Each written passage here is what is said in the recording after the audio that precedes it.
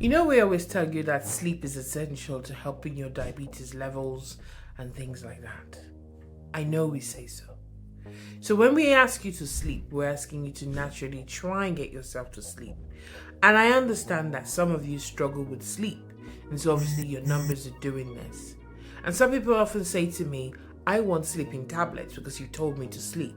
I want you to give me sleeping tablets, Zopiclon, Zolpidem, because I want you to sleep. No, that's not what we're talking about.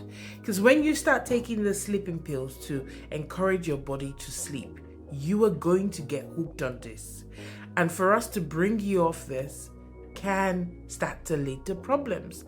And being hooked on these medications like Zolpidem, Zopiclon, they have serious side effects later on that can actually affect you. You may be asking, what can it do to me? If I'm hooked onto things like Zopiclon, Zolpidem, and all the sleeping pills that are prescribed, what would it do to me?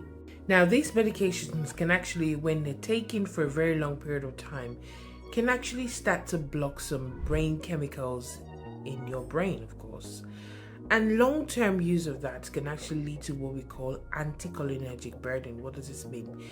It just means that it starts to cause things like confusion, and in some cases, not all cases, can lead to things like dementia and so on and so forth, because the chemicals in your brain that is needed for alertness and things like that is actually being interfered with. So when you take this medication, what then happens? If there's constant interference with this, boom, you can cause problems later. So please be very careful when you are gunning for the sleeping pills and you're dependent on them, reliant on them. It can cause problems later. I know we tell you sleep to help your blood glucose levels, but there are other ways to actually help you sleep better, so you're not dependent on this.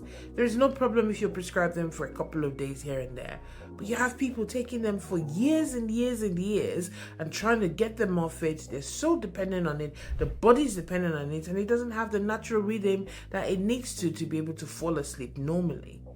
If you've been on sleeping medications for such a long time, with or without diabetes, speak to your medical team, because we need to start taking you off. Ask me any questions as best as possible, but I did not say sleep and use sleeping tablets to help with your diabetes. I hope this helps. Take care.